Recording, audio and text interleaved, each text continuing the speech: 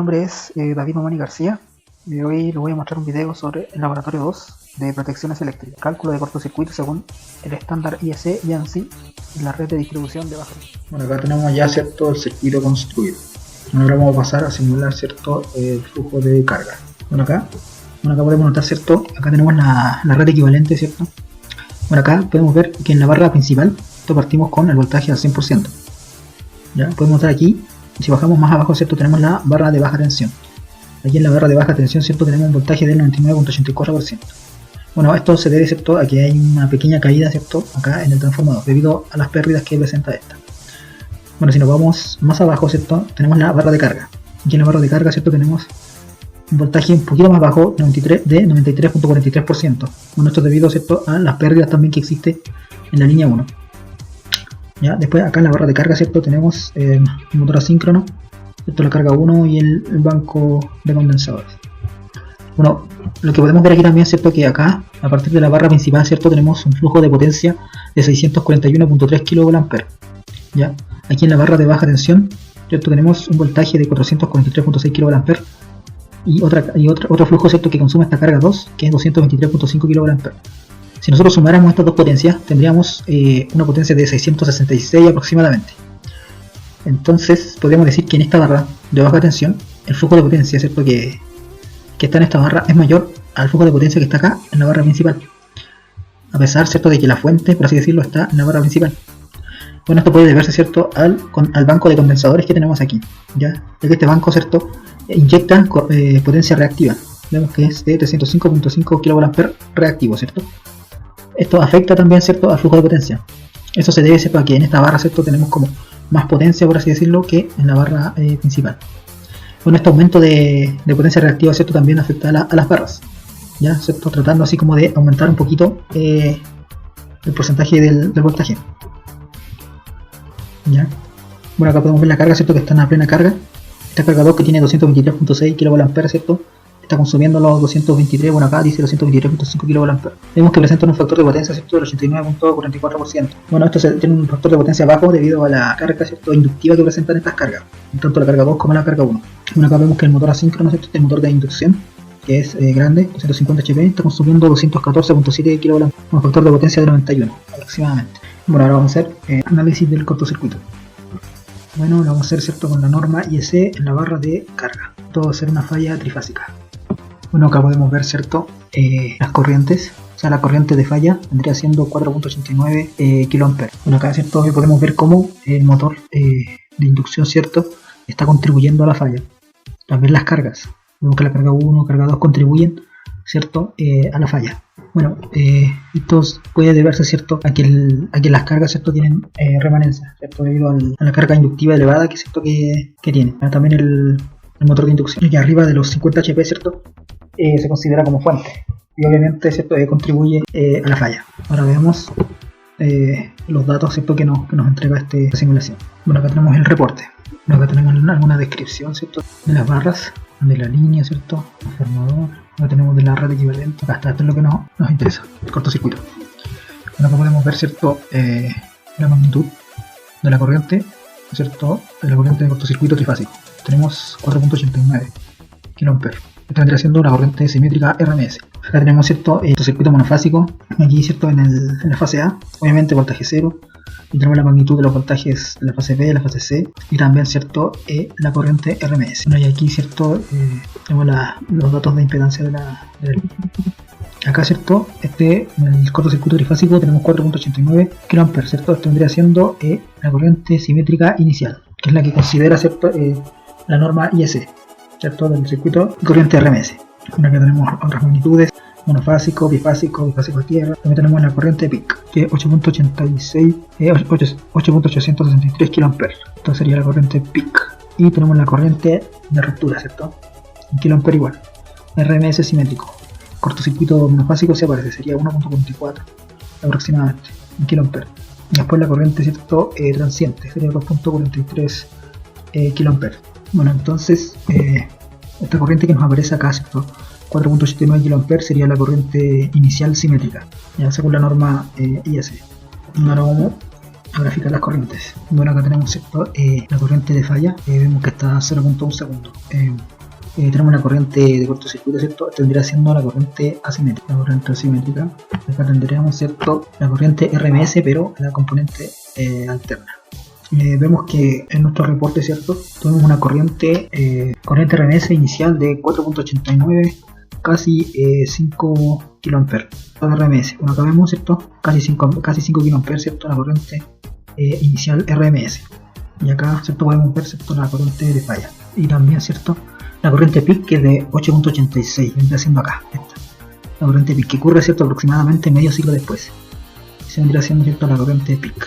Bueno, ahora veamos las otras formas de onda. Bueno, aquí tenemos la componente DC, vemos que, ¿cierto? Dura muy poco, ¿cierto? Bueno, esto es debido a que el sistema, ¿cierto? La reactancia, ¿cierto? Es mucho mayor que la resistencia DC. Entonces por eso vemos que la componente continua dura poquito. ¿Ya? Ahora si la componente resistiva, ¿cierto? Del sistema fuese mucho mayor que la reactancia del sistema, ¿cierto? Y tendríamos una componente DC, ¿cierto? Esa que sería una componente DC más duradera. Aunque conviene, ¿cierto? Que la componente DC sea pequeña, dado que esto, ¿cierto? Los transformadores de corriente se ven afectados, ¿cierto? Por esta componente DC. Bueno, aquí tenemos la envolvente de la corriente. Bueno, ahora vamos a analizar, ¿cierto? El cortocircuito con la norma ANSI. Ahora acá tenemos tres formas de analizarlo. Tenemos esta que vendría siendo medio ciclo, ¿cierto? La corriente de medio ciclo después de haber ocurrido la falla, ¿cierto? Después tenemos calcular la corriente, ¿cierto? El cortocircuito, la que está entre 1.5 y 4 ciclos. Después la corriente cortocircuito, ¿cierto? En estado permanente, que vendría siendo después de los 30 ciclos. Bueno, veamos ahora la corriente en medio ciclo después de haber ocurrido la falla. Vemos que acá el cortocircuito, ¿cierto? Es de 4.136 kA. Se supone que esto ocurre, ¿cierto? Medio ciclo después de la falla. Y ahora para ver la corriente, ¿cierto? Que ocurre, o sea, para ver la corriente de ruptura, por así decirlo, ¿cierto? Cuando el interruptor, ¿cierto? Empieza a abrir los contactos, tenemos una corriente de 3.034 kA, ¿ya? De cortocircuito. Ahora vemos la corriente mínima, o sea, esto es cuando está en su estado transiente. Vemos que una corriente más pequeña de 2.318 kA. Bueno, es la norma ANSI, ¿cierto? Para calcular cada una de estas corrientes utiliza un circuito diferente, ya un circuito equivalente diferente. ¿Cómo se relacionan matemáticamente las corrientes RMS asimétricas de las corrientes RMS simétricas y corrientes de componentes directas? Bueno, acá podemos ver, ¿cierto? La imagen de la típica corriente de cortocircuito, ¿cierto? Donde tenemos tres componentes, ¿cierto? La componente continua, la componente alterna, ¿cierto? Que es la simétrica, porque es simétrica con el eje, y la corriente asimétrica, que vendría siendo esta de acá.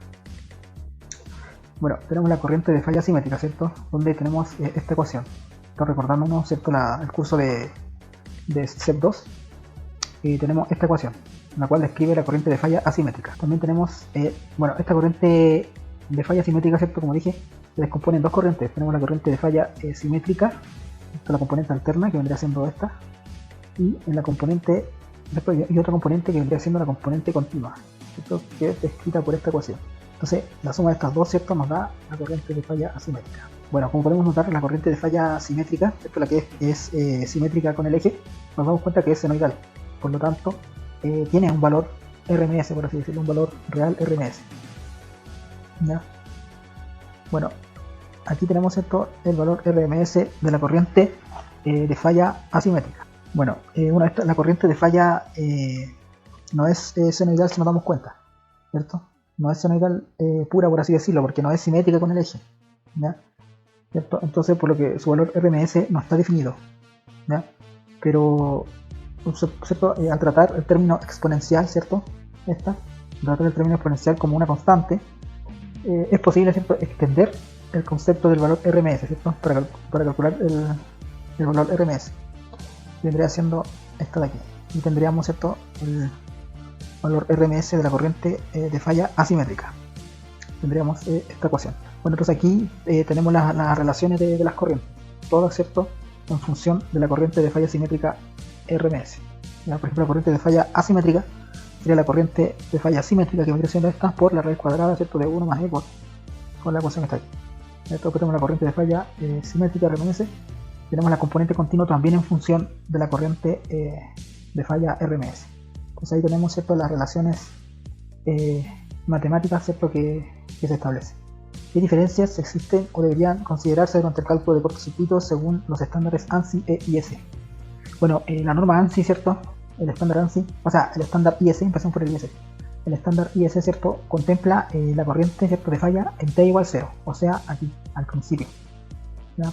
Contempla esta corriente, o sea, para los cálculos de cortocircuito, y bueno, también contempla esta corriente, que está siendo la corriente momentánea, ¿cierto?, corriente máxima de la corriente de falla, y también la corriente de ruptura, que vendría siendo en este punto. La IS parte, ¿cierto?, todo de este punto.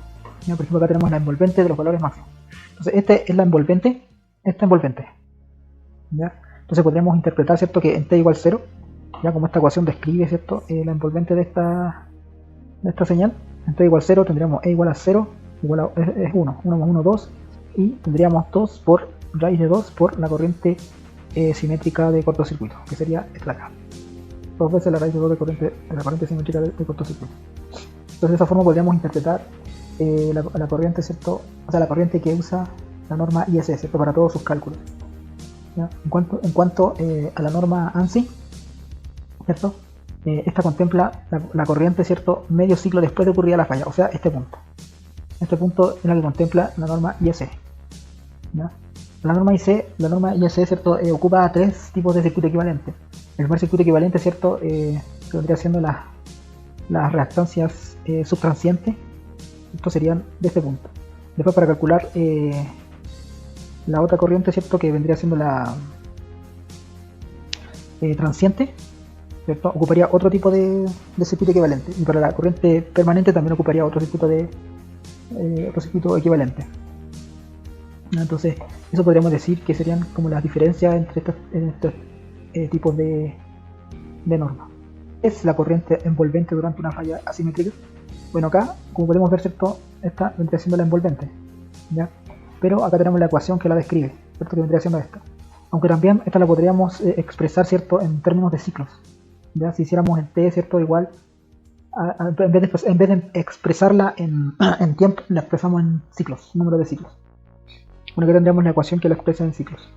Bueno, podríamos decir, ¿cierto?, que la corriente envolvente es la corriente, ¿cierto?, que existe en cada punto máximo de la corriente, o sea, la corriente máxima de cada ciclo de la señal. Bueno, eso se podría interpretar como la envolvente de la señal durante la falla. Sería este punto, este punto, este punto, este punto, este punto. Esos serían los máximos de cada ciclo. Si lo viéramos en términos de ciclo, si lo viéramos en tiempo, como que no tiene mucho sentido, pero igual se puede representar en tiempo, en dirección de esta. Aquí hace referencia la refrigeración seca de un transformador si su tipo de clase es ANA. Bueno, el tipo de refrigeración, ¿cierto?, de un transformador se designa según la norma ANSI, ¿cierto?, que es la Comisión Electrotécnica Internacional. Se supone que son 4 letras, como sale aquí, ¿cierto? Son 4 letras. Las dos primeras, ¿cierto?, se refieren al tipo de refrigeración en contacto con los enrollados, ¿cierto?, y la naturaleza de su circulación. ¿Ya?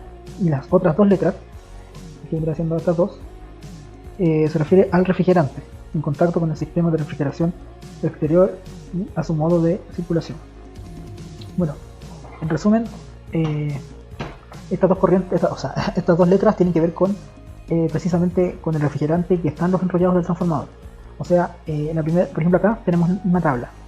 ¿Ya? Por ejemplo, la primera letra, que vendría siendo la A, representa que es el tipo de fluido de refrigerante sería el aire. ¿Ya?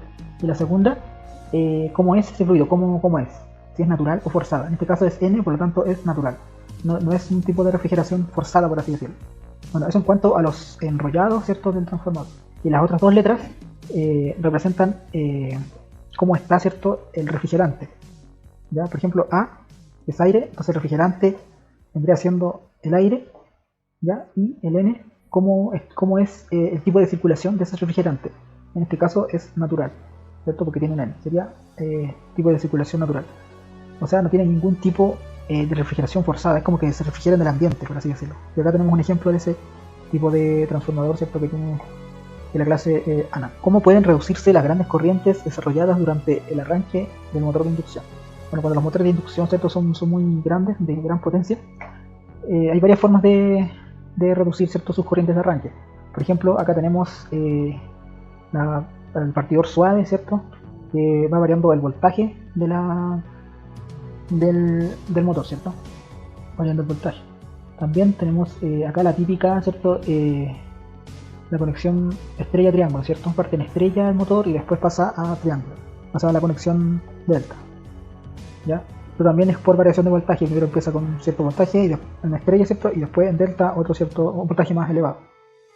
Después tenemos, ¿cierto?, el más utilizado, por así decirlo, el más contemporáneo, vendría siendo los variadores de frecuencia, ¿cierto?, donde variando la frecuencia se podría, o sea, variando frecuencia y voltaje, ¿cierto?, podría reducir las corrientes del motor. Bueno, y por último, ¿cierto?, también tenemos por medio de resistencia, ¿cierto?, a la antigua, ¿cierto?, por medio de resistencia también se podría reducir las corrientes de arranque. Bueno, eso sería todo.